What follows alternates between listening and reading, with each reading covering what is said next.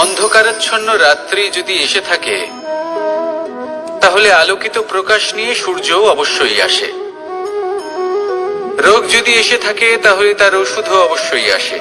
সমস্যা যদি আসে, তাহলে সেই সমস্যার সমাধানও নিজে থেকেই আমাদের কাছে চলেই আসে।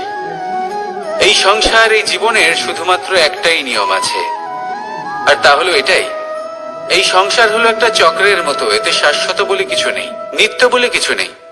আর যা কিছুই রয়েছে সব বদলাতে চলেছে। যদি আপনার জীবনে দুঃখ থাকে, সমস্যা থাকে, যদি আপনি বিপদ দ্বারা আচ্ছন্ন, তাহলে মনে রাখবেন সবকিছু বদলে যেতে চলেছে। দুঃখের সময় কাঁদবেন না, মনকে আরো দুঃখী করে তুলবেন না, কারণ এখানে যা কিছুই এসেছে তা যাওয়ার জন্যই এসেছে। তাহলে এত চিন্তা কিসের? আনন্দ সহকারে জীবন যাপন করুন, আর আমার সাথে ভালোবেসে বলুন রাধা রাধা। যদি কোনো সিংহ বানরের মতো গাছে চড়তে চেষ্টা করে, তাহলে কি হবে? একটা মাছ যদি মাটিতে হাঁটতে চেষ্টা করে, তাহলে কি হবে? তারা বিফলই হবে। কিন্তু এরকম কেন হয়? তার কারণ হলো প্রকৃতির রচনা কিছুটা এরকম। এখানে প্রত্যেকটি ব্যক্তিকে, প্রত্যেকটি প্রাণীকে আলাদা আলাদা গুণের অধিকারী করা হয়েছে, এবং সকলকে একটা সীমাও প্রদান করা হয়েছে। এবার এই যে বৃক্ষ, পশু, পাখি, এদের মধ্যে সেই ক্ষমতাই নেই যে এরা নিজেদের যাচাই করতে পারবে, নিজেদের সীমাগুলো বুঝতে পারবে, নিজেদের সদ্গুণগুলো চিনতে পারবে। এরা সেটা করতে পারবে না। কিন্তু মানুষ তো আলাদা। মানুষের কাছে সেই বিশেষ শক্তি আছে যে তারা পূর্ণরূপে নিজেদের যাচাই করতে পারবে, নিজেকে পূর্ণরূপে বুঝতে পারবে, নিজের দোষ, নিজের অপগুণ, নিজের সদ্গুণ, নিজেদের সীমাগুলো তারা বুঝতে পারবে। আর এটা অত্যন্ত গুরুত্বপূর্ণ। কথায় আছে যে যদি সাফল্য লাভ করতে হয়, তাহলে নিজেকে যাচাই করে নিতে হবে। তাই নিজেকে যাচাই করুন, নিজের সাথে পরিচিত হয়ে যান, এবং জীবনে কর্ম করতে থাকুন। সাফল্যের শিখরে অবশ্যই পৌঁছে যাবেন। আর ওখানে যদি যান, তাহলে এই মন প্রসন্ন হয়ে অবশ্যই বলবে রাধা রাধা। বনের মধ্যে যদি আপনি কোনো বিষাক্ত সাপ দেখেন, তাহলে কি করবেন? আপনি তখনই তার থেকে দূরে পালাতে চেষ্টা করবেন। আর এটা কেন করবেন? নিজের রক্ষার্থে। এই কথা আমি নয় মেনে নিলাম, কিন্তু নিজের জীবনে এটা করেন না কেন? আপনি যেখানেই যান, যে স্থানেই যান না কেন, প্রত্যেক সময়, প্রত্যেক মুহূর্তে এমন বিষাক্ত সাপ আপনি অবশ্যই খুঁজে পাবেন। আর সেই সাপ নয় যাদের আপনি বনে খুঁজে পাবেন, এরা হলো সেই সাপ যা আপনাকে পাপ করতে বাধ্য করবে। আপনার অন্তরের বাসনা, ক্রোধ, অহংকার, লোভ, ঈর্ষা, এদের বৃদ্ধি ঘটাবে। দেখুন, বনের এই সাপ আপনাকে একবার ছেড়ে দিতেও পারে, ছোবল নাও মারতে পারে, কিন্তু এই যে পাপরূপী সাপ আছে, তা অবশ্যই ছোবল মারবে। কর্ম যদি করেন, তাহলে অবশ্যই ফল পাবেন। সেই জন্য যখনই কোথাও যাবেন, যদি এমন কাউকে দেখেন, যদি এমন কিছু দেখেন যে আপনাকে পাপ করতে বাধ্য করছে, তাহলে সেই মুহূর্তে সেখান থেকে পালিয়ে যান। যেমন বনের সাপ দেখে আপনি পালাতে থাকেন। সৎকর্মের রক্ষা অত্যন্ত আবশ্যক। আসুন আর আমার সাথে ভালোবেসে বলুন রাধা রাধা। মনুষ্য জীবনের সব থেকে বেশি গুরুত্বপূর্ণ বিষয় হলো মনের একাগ্রতা। এই সংসারের যে কটি মহান কার্য সম্পাদন হয়েছে, তা হলো মনের এই একাগ্রতার একমাত্র ফল। আপনি অবশ্যই দেখে থাকবেন, অনেক ছোট বড় নদী যা বয়ে চলে, তাদের সামনে একটা বাঁধ নির্মাণ করা হয় সেই সব নদীর জল সঞ্চয় করতে। বাঁধ হয়ে গেলে প্রয়োজন মতো বা মনের ইচ্ছে মতো তাকে ব্যবহার করা সম্ভব। এবার এটাই আমাদের মনের সাথেও সম্ভব। আমাদের মনের একাগ্রতা আজকের দিনে দাঁড়িয়ে বিভিন্ন ধরনের বিকার, ক্রীড়া এবং ভোগের মধ্যে ভাগ হয়ে গেছে। একে একত্রিত করতে হবে, একটা বাঁধ নির্মাণ করতে হবে, কর্মের বাঁধ। আপনাকে শুধু এটাই করতে হবে, যেটা উচিত কর্ম সেটাই করুন, যেটা অনুচিত কর্ম সেটা করা থেকে নিজেকে বিরত রাখুন। ব্যাস, এই কাজটাই আপনি করতে থাকুন, মনের মধ্যে একাগ্রতার বাঁধ নির্মাণ করুন। আর একবার যদি তা নির্মাণ হয়ে যায়, তাহলে যখন চাইবেন, যেখানে চাইবেন, যতটা চাইবেন, একাগ্রতা প্রয়োগ করতে পারবেন। আর একবার যদি আপনি এটা শিখে যান, তাহলে এই সংসারকে বদলে ফেলার মতো কাজ আপনি করতে পারবেন, সমাজকে শোধরাবার মতো কাজ করতে পারবেন। তাহলে এই মনকে একাগ্র করুন আর আমার সাথে ভালোবেসে বলুন, রাধা রাধা। আমরা সবাই ফল খাই, কিন্তু আমাদের সেই ফলই প্রিয় হয় যে পরিপক্ক হয়ে ওঠে, যেটা নম্র হয়, আর যে ফল অনেক বেশি মিষ্টি আর সুস্বাদু হয়ে থাকে, যাদের রঙে বাহার দেখা যায়। সেইভাবে জীবনে আমরা নানান মানুষের সাথে পরিচিত হই, কিন্তু সেই মানুষই আমাদের মন ছুঁয়ে যায় যারা বিনম্র স্বভাবের, যাদের বাণী খুব মধুর, যাদের অন্তরে আত্মবিশ্বাসের একটা তেজ, একটা রং দেখা যায়। এবার এমন ব্যক্তি আমরা কি করে হব? ঠিক সেইভাবেই যেমন একটা ফল রোদ, বর্ষা, শীত, বায়ু এই সকল সংকটময় পরিস্থিতির সম্মুখীন হয়ে পরিপক্ক হয়ে ওঠে, সেইভাবেই মানুষ সংকটময় পরিস্থিতির সম্মুখীন হয়ে পরিপক্ক হয়ে ওঠেন। যদি এই সংকটের সম্মুখীন হন, তাহলে অভিজ্ঞ হবেন, আর এই অভিজ্ঞতাই শিক্ষা দিয়ে যাবে। এই অভিজ্ঞতা আমাদের শিখিয়ে দেয় যে আমাদের বিনম্র থাকতে হবে। অহংকার করে কোনো লাভ নেই। মধুর বাণীর যে কি মূল্য তা আমরা শিখতে পারি। এই অভিজ্ঞতাই আমাদের বুঝিয়ে দেয় যে উচিত অনুচিত কোনটা, আমাদের দৃষ্টিভঙ্গি তৈরি করে, আর এই দৃষ্টিভঙ্গি দ্বারা আত্মবিশ্বাস জাগ্রত হয়। সেই জন্য জীবনে কখনো বিপদ থেকে দূরে পালাবেন না, সেগুলোর সম্মুখীন হন, অভিজ্ঞতা লাভ করুন, তার থেকে শিক্ষা লাভ করুন, এইভাবেই পরিপক্ক হবেন। আসুন আমার সাথে ভালোবেসে বলুন, রাধা রাধা। ধন সঞ্চয় করা সম্ভব, আর সেই জন্য ধন সব থেকে বেশি মূল্যবান সম্পত্তি নয়। এবার আপনি বলবেন, এ আমি কি বলছি?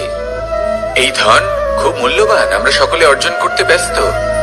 সেটা এই কারণে, কারণ আপনারা জানেন না এই সংসারের সব থেকে বেশি মূল্যবান সম্পত্তি কি। এ হলো সেই সম্পত্তি যা কখনো সঞ্চয় করা সম্ভব নয়। আপনার কাছে যতই ধন থাকুক, তা দিয়ে আপনি স্বাস্থ্য লাভ করতে পারেন, বাড়ি কিনতে পারেন, আদি ইত্যাদি, কিন্তু আপনি যতই ধনী হন না কেন, ফেলে আসা দিনের একটা মুহূর্ত আপনি লাভ করতে পারবেন না। এই একটা মুহূর্ত, এই সময়, এটাই হলো সংসারের সব থেকে মূল্যবান সম্পত্তি। একবার চলে গেলে তা কখনোই ফিরে আসে না। আর এই মুহূর্ত যতই চলে যাক না কেন, আমরা স্মৃতির মাধ্যমে সেগুলি যাপন করতে পারি, তার আনন্দ উপভোগ করতে পারি। আর যার সাথে আমরা সময় অতিবাহিত করেছি, তার স্মৃতিতে আমরা চিরকাল জীবিত থাকতে পারি। সেই জন্য সময় সব থেকে মূল্যবান সম্পত্তি, তাকে এইভাবে নষ্ট করবেন না।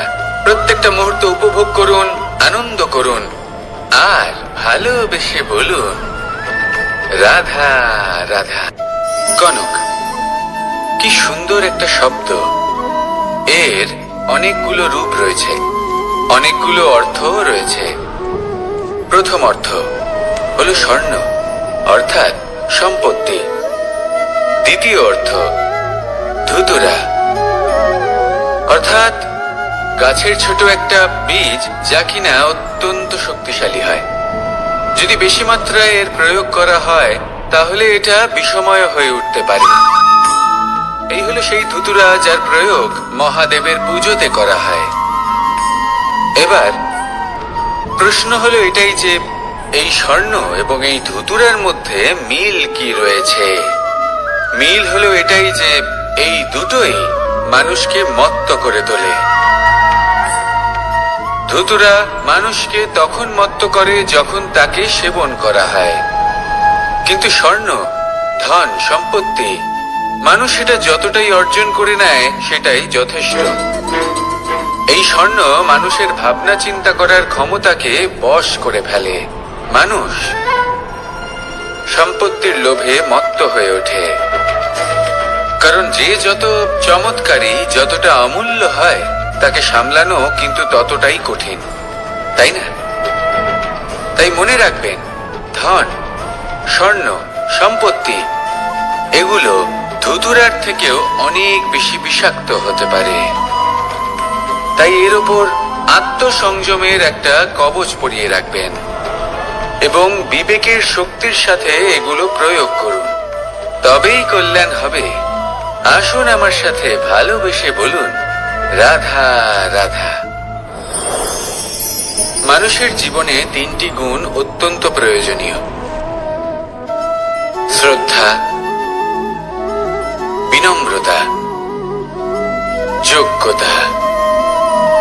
যদি জ্ঞান লাভ করতে চান তাহলে শ্রদ্ধার প্রয়োজন, যদি মান লাভ করতে চান তাহলে স্বভাবে বিনম্র হওয়া প্রয়োজন, আর যদি মনোবাঞ্ছিত স্থান লাভ করতে চান তাহলে যোগ্যতার প্রয়োজন।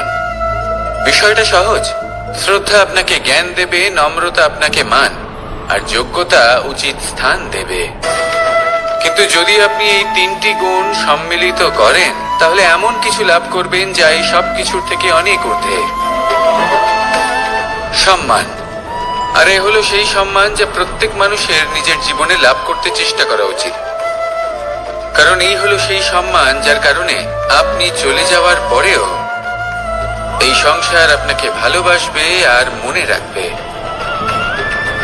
আসুন আমার সাথে ভালোবেসে বলুন, রাধা রাধা। জীবনে গতি অত্যন্ত গুরুত্বপূর্ণ, মতিও হলো গুরুত্বপূর্ণ, এবং তার থেকেও বেশি গুরুত্বপূর্ণ হলো সঙ্গতি। একটা জলের ফোঁটা, তার মধ্যে গতি থাকে, প্রকৃতির মধ্যে তা লাভ করার ইচ্ছে নিহিত থাকে, কিন্তু এই যে সঙ্গতি তা নির্ধারিত করে যে এই জলের ফোঁটা ঝিনুকের মুখে পড়ে মুক্ততে পরিণত হবে নাকি বিষাক্ত সাপের মুখে পড়ে বিষে পরিণত হবে। এবার দেখুন, এই জঞ্জাল স্বর্ণকারের দোকানের সামনেও থাকে এবং জঞ্জাল একজন ব্যবসাদারের দোকানেও থাকে, কিন্তু জঞ্জাল যা স্বর্ণকারের দোকানে থাকে তা ব্যবসাদারের দোকানের জঞ্জালের থেকে অনেক বেশি মূল্যবান, কারণ তার মধ্যে সোনার কণার সঙ্গতি থাকে। সেই জন্য জীবনে সঙ্গতির উপর বিশেষ গুরুত্ব দেবেন। যেমন সঙ্গতি তেমনই আপনি হবেন। আসুন আমার সাথে ভালোবেসে বলুন, রাধা রাধা। প্রত্যেক প্রাণী ভালোভাবে জীবন যাপন করতে চান, এটা তাদের স্বভাবে আছে এবং ভাবাটা অনুচিত নয়। কিন্তু একটা ভালো জীবনের গুরুত্বপূর্ণ অংশ কোনটা? বসবাসের স্থান, সেই স্থান যেখানে আমরা জীবন অতিবাহিত করি। এবার মানুষ ভাবতে পারেন যে একটা ভালো বাসস্থানের অর্থ কি? সেই স্থান যেখানে সহজে জল পাওয়া যায়, যেখানে শুদ্ধ বায়ু পাওয়া যায়, যেখানে আনাজ উৎপন্ন হয়। এটা জীবনযাপনের জন্য পর্যাপ্ত বটে, কিন্তু ভালো জীবন যাপনের জন্য আরো একটা কথা আপনাকে বুঝতে হবে। সাধু, জ্ঞানী, পণ্ডিত ব্যক্তি, এই সকল মহাপুরুষ, এনাদের যে বাসস্থান তা অত্যন্ত বিশেষ হয়। এখানে এক ধরনের বিশেষ ইতিবাচক শক্তি থাকে, এমন একটা স্থান যেখানে দেবতারাও বিচরণ করেন। জীবন আমরা সবাই যাপন করি, কিন্তু জীবনের উদ্দেশ্য শুধুমাত্র জীবন যাপন করা নয়।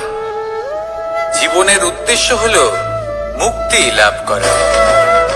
আর এই সকল সাধু, জ্ঞানী, পণ্ডিত ব্যক্তি, এই সকল মহাপুরুষ আপনাকে মুক্তির পথে নিয়ে যেতে পারেন, কারণ এরা হলেন সেই মহাপুরুষ যারা নিজেদের অন্তরের বিকার, অহংকার, ক্রোধ, বিদ্বেষ এই সকল দোষগুলিকে ত্যাগ করেছেন, এদের উপর বিজয় লাভ করেছেন। এমনই একজন ব্যক্তি আপনাকে মুক্তির পথে নিয়ে যেতে পারে।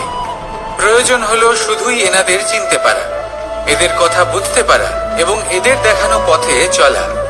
যদি আপনি এটা করতে পারেন তাহলে এই মন প্রফুল্ল হয়ে বলবে, রাধা রাধা। আমি এখানে একা এই বনে বসে আছি, বাঁশি বাজাচ্ছি। কার জন্য? কে আছেন এখানে? কেউ নেই।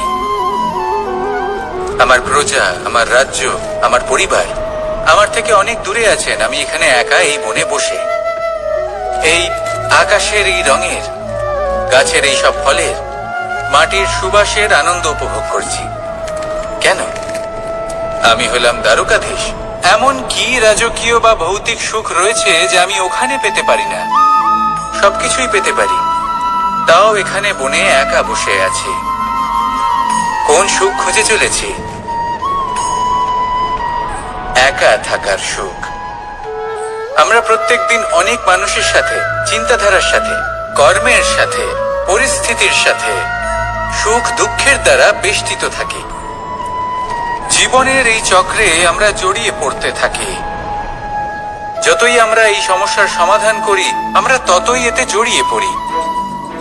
আমরা এতটাই জড়িয়ে পড়ি যে যখন আমরা আয়নায় নিজেদের দেখি, তখন আমরা নিজেদের চিনতেই পারি না।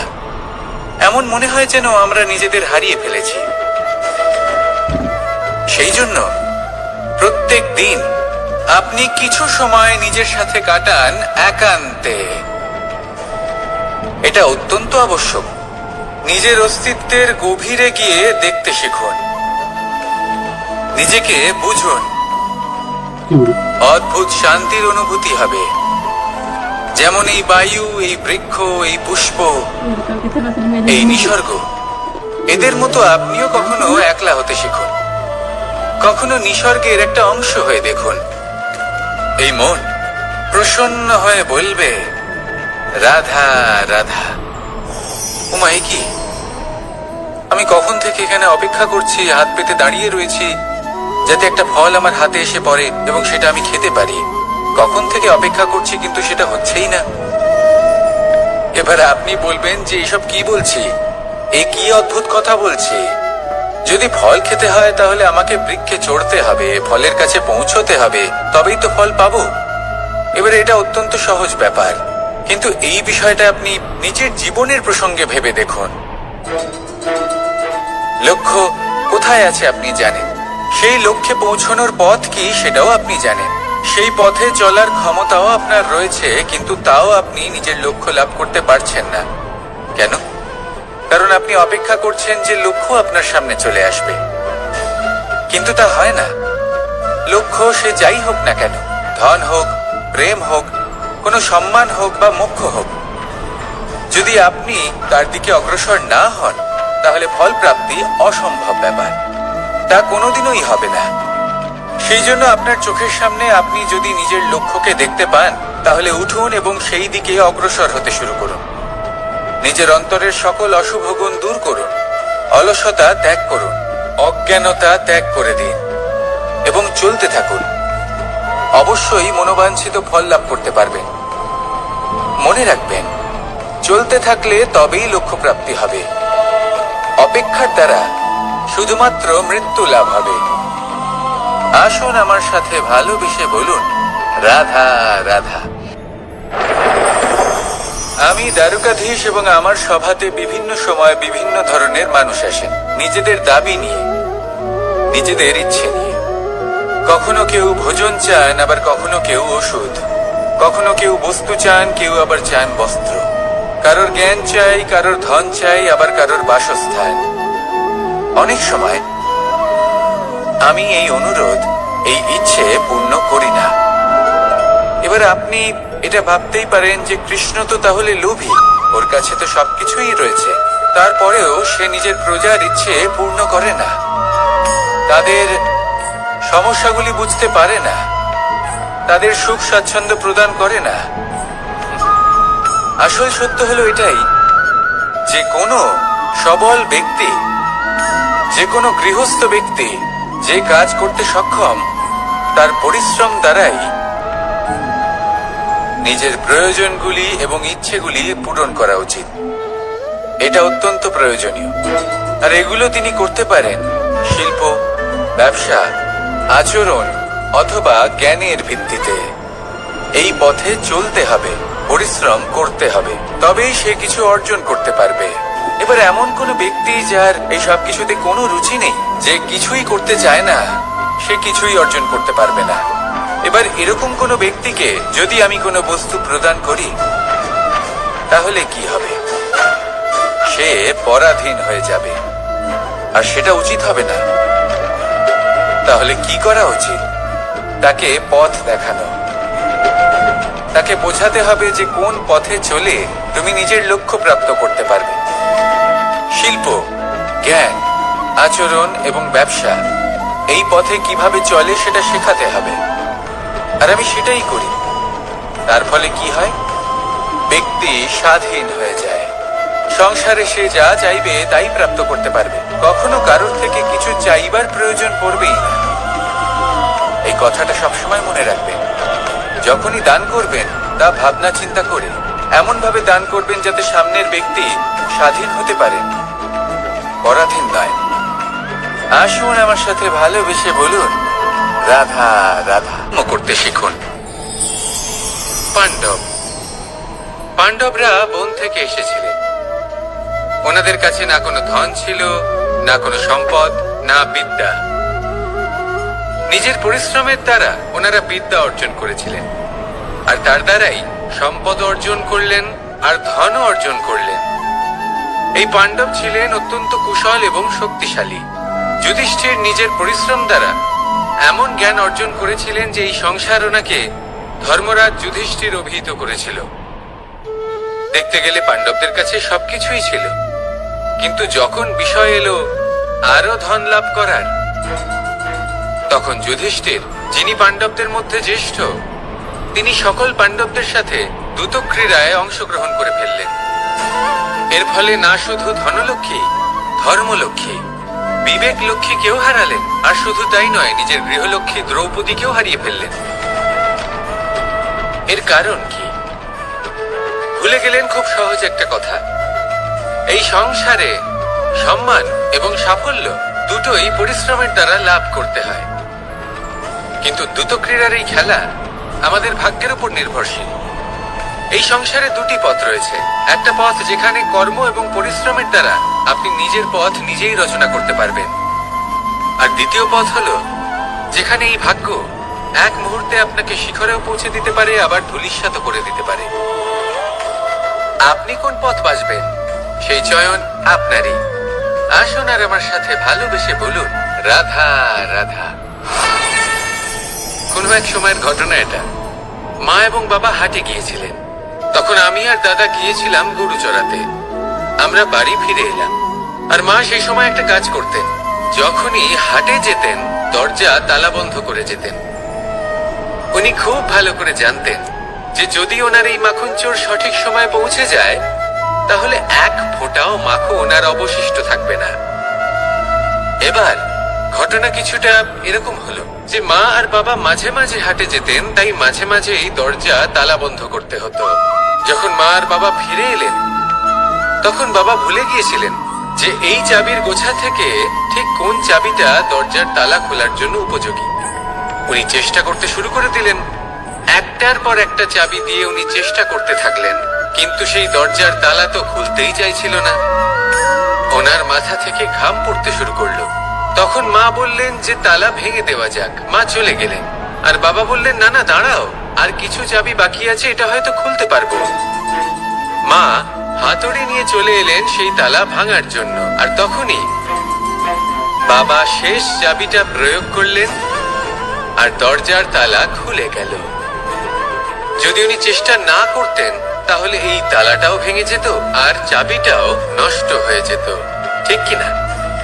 এবার এই ঘটনাটা আমি দেখেছিলাম, আর আমার মনে হলো যে কখনো কখনো এই চাবির গোছার মধ্যে থেকে শেষ চাবিটাও কিন্তু জীবনের দরজা খুলে দিতে পারে।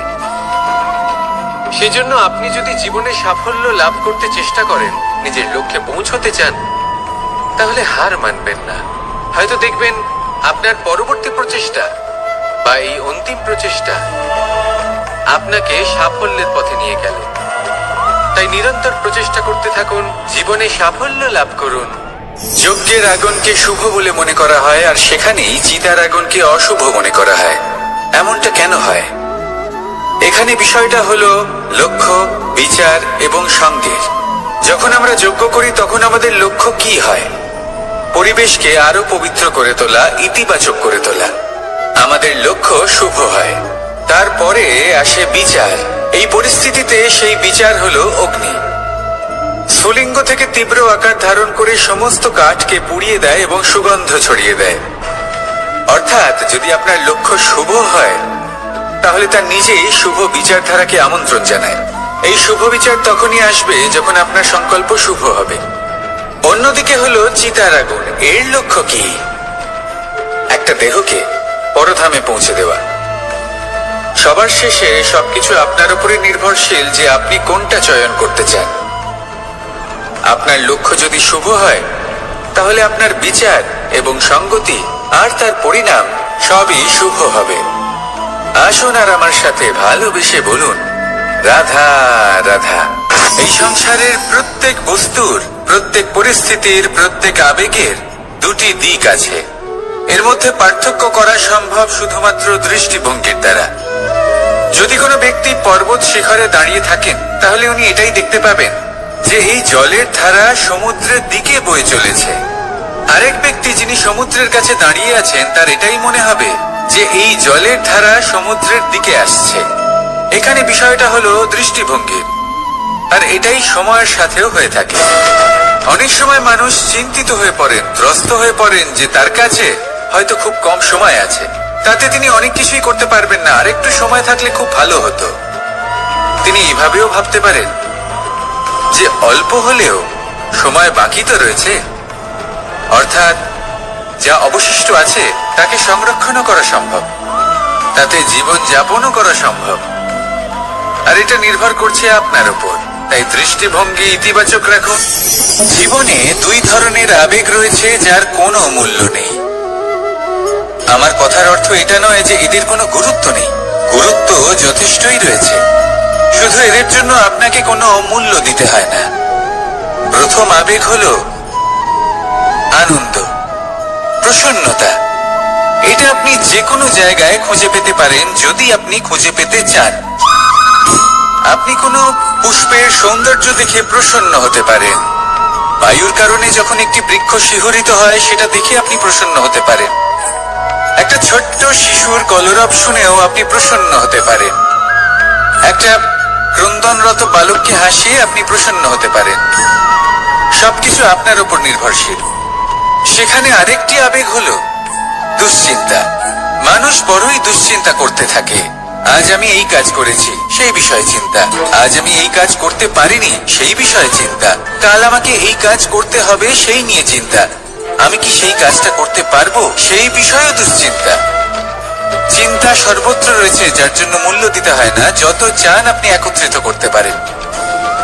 একটা গুরুত্বপূর্ণ কথা মনে রাখবেন, প্রসন্নতা জীবনের একটা নতুন সূত্রপাত। সেখানে দুশ্চিন্তা হলো জীবনের চিতার সময়। এবার এই দুটি আবেগ হলো মূল্যহীন, দুটোই আপনার সামনে আছে। কোনটা চয়ন করবেন আপনি, দুশ্চিন্তা নাকি প্রসন্নতা? সিদ্ধান্ত আপনারই। আসুন আর আমার সাথে ভালোবেসে বলুন, রাধা রাধা। ধন, সম্পত্তি, এগুলো আসলে কি? এগুলো শুধু সেই মূল্য যার দ্বারা আমরা কোনো কিছু অর্জন করতে পারি। এবার এই ধনের দ্বারা এই সংসারে অনেক কিছু লাভ করা সম্ভব, কিন্তু সেই সব কিছুই শুধুমাত্র ভৌতিক বস্তুই হবে, ভৌতিক সামগ্রী, ভৌতিক সুবিধা। অর্থাৎ আপনার কাছে যতই ধন থাকুক, তা আপনাকে শান্তির ঘুম এনে দিতে পারবে না, আপনাকে জীবনের বাস্তব সুখের অনুভূতি লাভ করাতে পারবে না, কারণ এগুলো ভৌতিক ধন। এই ভৌতিক বস্তুই অর্জন করাতে সক্ষম। বাস্তবিক ধন কি? যদি এই প্রশ্ন আপনার মনে আসে, তাহলে তার উত্তর আমি আপনাকে দেব একটা উদাহরণের মাধ্যমে। কখনো আপনি শুনে থাকবেন যে একজন পিতা আজীবন অনিষ্ট করেন, অনর্থ করেন, খারাপ কাজ করেন শুধু ধন অর্জনের জন্য। তিনি ভাবেন যে আমি ধন অর্জন করব আর নিজের সন্তানকে একটা উজ্জ্বল ভবিষ্যৎ প্রদান করব, একটা সুখ স্বাচ্ছন্দ্যময় জীবন দান করব। এবার সন্তান যখন জন্ম লাভ করে, তখন সে ভাগ্যের জোরে সেই ধন ভোগ করে। যেরকম সে পায়, সেরকমই তার ব্যবহার সে করে। কখনো আপনি এটাও দেখে থাকবেন যে সেই সন্তান সমস্ত ধন নষ্ট করে ফেলে, আর সেই পিতা যিনি সমস্ত ধন সঞ্চয় করেছেন, যিনি সেই ধনের প্রভু, আজ সেই ধনের প্রহরী হয়ে রয়েছেন। এবার এরকম কেন হয়? এরকম তখনই হয় যখন সেই পিতা বুঝতেই পারেন না যে তার জীবনের আসল ধন কি। সেই আসল ধন তার সন্তানকে সে দিতেই পারে না। যদি পিতা তার সন্তানকে কর্মের জ্ঞান দিতে পারেন, উচিত কোনটা অনুচিত কোনটা সেই শিক্ষা দিতে পারেন, সংস্কারের প্রকৃত শিক্ষা দিতে পারেন, তবে সেটা ধনের থেকে অনেক বেশি গুরুত্বপূর্ণ। এটাই হলো জীবনের বাস্তব ধন। আপনি সেই কথা তো অবশ্যই শুনে থাকবেন, কুসন্তান হলে ধন সঞ্চয় করে কি হবে, সুসন্তান হলে ধন সঞ্চয় করে কি হবে। সন্তান যদি কুপুত্র হয়, তাহলে সব নষ্ট করে ফেলবে। সন্তান যদি সুপুত্র হয় তাহলে ধন থাকুক না থাকুক, সে নিজেই কর্মের পথে অগ্রসর হয়ে ধন অর্জন করবে আর নিজের জন্য এক উজ্জ্বল ভবিষ্যৎ গড়ে তুলবে। তাই সন্তানকে সম্পদ দেওয়ার আগে কর্মের জ্ঞান দান করুন, সুশিক্ষা দিন, কারণ এটাই হলো জীবনের প্রকৃত ধন। আসুন আর আমার সাথে ভালোবেসে বলুন, রাধা রাধা। একবার একটা শেয়াল বনে বিচরণ করছিল। ও একটা ছোট্ট শাবক দেখতে পেল। ও ভাবলো, আজ একেই আমি খাবার হিসেবে গ্রহণ করব। আশেপাশে দেখলো কেউ দেখছে না, তো কেউ ছিল না, আর সেই শাবকের উপর আক্রমণ করলো, যা হলো একটা ঘোর অপরাধ। বনের নিয়ম অনুসারে আপনি কখনোই শাবকের উপর আক্রমণ করতে পারেন না। তারপর এই খবরটা যখন রাজা সিংহ জানতে পারলেন, সভার আয়োজন করলেন। কিন্তু সেখানে শেয়াল বলল, আমি তো এরকম কিছু করিনি। কিন্তু যদি আপনি এরকম বলেন, কোনো প্রমাণ দিন, এর কোনো সাক্ষী আছে? তখন রাজা সিংহ পেঁচাকে ডেকে পাঠালেন, যে সেই মুহূর্তে বৃক্ষের শাখার ওপর বসেছিল। সে সব কিছু দেখেছিল। পেঁচা সব সত্যি কথা বলল, আর শেয়ালকে মৃত্যুদণ্ড দেয়া হলো। এবার এই কাহিনী আমি আপনাকে কেন শোনালাম? কারণ মানুষও কখনো কখনো এরকম কর্ম করেন যা শিয়াল করেছে। এটা ভাবেন কেউ দেখছে না, যখন আমি অনুচিত কর্ম করতেই পারি। কিন্তু না, আপনি যাই করুন না কেন, কেউ না কেউ অবশ্যই তা দেখছে। কোনো ব্যক্তি না হলেও কোনো প্রাণী, না হলে কোনো যক্ষ বা দেব বা প্রেত। যদি এনারা কেউ না দেখেন, তাহলে ধরিত্রী মাতা দেখেন, যেখানে দাঁড়িয়ে আপনি সেই কর্ম করছেন, তাই না? তাই একটা কথা সবসময় মনে রাখবেন, কে দেখছেন কে দেখছেন না সেই বিষয়ে ভাবা ছেড়ে দিন। এটা খুব সহজ কথা। আপনি যদি উচিত কর্ম করেন, উচিত ফল পাবেন। যদি অনুচিত কর্ম করেন, তাহলে আপনি অনুচিত ফল অবশ্যই পাবেন। সেই জন্য উচিত পথে চলতে থাকুন, উচিত কর্ম করতে থাকুন, আর আমার সাথে ভালোবেসে বলুন, রাধা রাধা। আমরা সবাই জীবনে নিজের জন্য সবচেয়ে ভালোটাই চাই, সবচেয়ে ভালো সুবিধা পেতে চাই, সবচেয়ে বেশি সম্মান পেতে চাই। কিন্তু সবার পক্ষে এই সব পাওয়া কি সম্ভব? হ্যাঁ, নিশ্চয়ই। শুধু একমাত্র বাধা সময়। আমাদের জীবনের কোনো স্থায়িত্ব নেই। তাই যদি সময়ের সদ্ব্যবহার করেন, তাহলে একটু সুবিধে হতে পারে। এবারে দেখুন, যাদের সবসময় স্বপ্ন দেখতে ভালো লাগে, তার জন্য রাত্রি কম পড়ে যায়। আর যারা স্বপ্ন পূরণ করতে চান, তাদের জন্য দিন কম পড়ে যায়।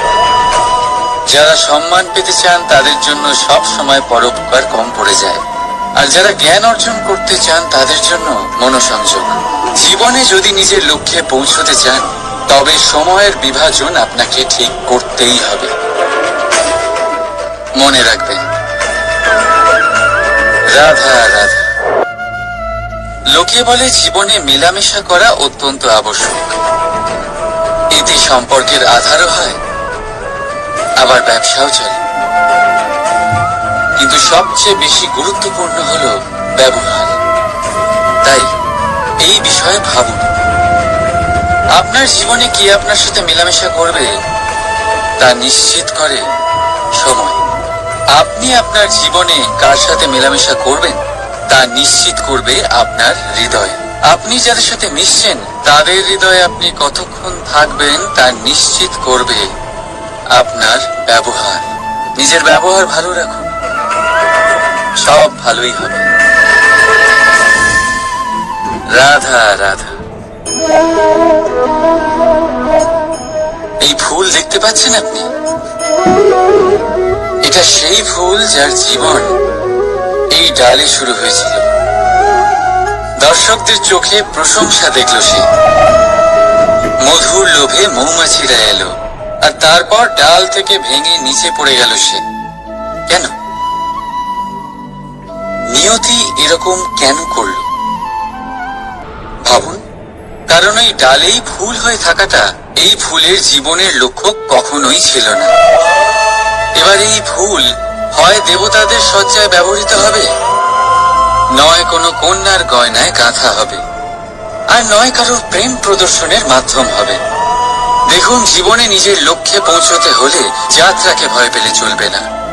নিজের অস্তিত্ব তৈরি করতে হলে তাদের ছায়া থেকে আপনাদের দূরে যেতেই হবে যারা আপনাকে অস্তিত্ব প্রদান করেছেন। এটাই জীবনের নিরন্তর সত্য। রাধা রাধা। আমাদের সকলের জীবনে কখনো না কখনো পাথর দ্বারা আঘাত লাগেই, আর এই সংসারও আমাদের ওপরে কখনো না কখনো পাথর বর্ষণ করে, কখনো আমাদের খারাপ ভেবে, আর কখনো আমাদের অসফল ভেবে, কখনো আমাদের বুদ্ধিহীন ভেবে। কারণ অনেক আছে, কিন্তু এই পাথর দ্বারা আমরা আঘাত পাবো কি পাবো না তা সম্পূর্ণ আমাদের হাতে। হয় আপনি এই পাথরের আঘাত পেয়ে চোখের জলে ডুবে থাকতে পারেন, আর নয়তো যদি আপনি চান তাহলে এই পাথর দিয়ে সেতু বানিয়ে সকল সমস্যার সাগর অতিক্রম করতে পারেন। সিদ্ধান্ত আপনার। এই পাথর এ হলো প্রতীক আমাদের নিন্দার, আমাদের আলোচনার। যে এই আলোচনা নাকারাত্মক ভাবে দেখবে সে শুধুমাত্র কষ্টই পাবে, আর যে এই আলোচনাকে নিজের বিকাশের আধার বানাবে সেই সাফল্যের চূড়ায় পৌঁছবে। তাই মনে রাখবেন, আলোচনা আপনার শত্রু নয়, আপনার সবচেয়ে বড় মিত্র। রাধা রাধা। মিষ্টি জল সবার পছন্দ, কিন্তু নোনতা জল কেউ পছন্দ করে না। এইবার ভাবার বিষয় হলো মুক্তো, যা সমুদ্রের গহ্বরেই তৈরি হয়। নোনতা জলের মধ্যে থেকেই প্রতি মুহূর্তে অন্য প্রাণীদের থেকে বেঁচে নিজের অস্তিত্বকে বাজি রেখে ঝিনুক মুক্ত প্রদান করে থাকে। কখনো ভেবেছেন কেন? কারণ সংকটের সম্মুখীন না হয়ে, চরম পরিস্থিতির সাথে না জড়িয়ে আপনার কখনোই সুখ প্রাপ্তি হবে না। তাই নির্ভীক হয়ে সংকটের সম্মুখীন হন, আর আমার সাথে ভালোবেসে বলুন, রাধা রাধা। আমরা সকলেই সময়ের গুরুত্ব বুঝি। সময় আমাদের তৈরি করে, আর সময়ই আমাদের নষ্ট করে দেয়। কখনো ভালো সময় আসে, আর কখনো ভীষণ খারাপ সময় আসে। তবে আশ্চর্যের বিষয় এটাই যে সব জেনেও আমরা সময় নষ্ট করি। মনে রাখবেন, সময় শুধু বয়ে যায়, কখনো ফিরে আসে না। তাই ভালো সময় আসার অপেক্ষায় সময় নষ্ট করবেন না। যাই করবেন আজ, এক্ষুনি, এই মুহূর্তে শুরু করুন। তা সেটা কাউকে আনন্দ দেওয়াই হোক, বা নিজেকে বদলানোর চেষ্টা করা হোক, যাই হোক না কেন, বিলম্ব করবেন না। কারণ সময় শুধুমাত্র তাকেই সঙ্গ দেয় যে সর্বদা সময়কে সম্মান করে। রাধা রাধা। কথায় আছে সবকিছু সীমা থাকে, মুশকিলের, কষ্টের, সংকটের, অন্ধকারের।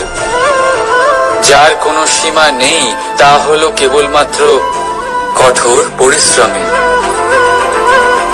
আপনি নিশ্চয়ই দেখেছেন, রাত্রি যতই অন্ধকারময় হোক, তারারা পরিশ্রম করে তার সাথে লড়তে থাকে, আর অবশেষে সকাল হয়েই যায়।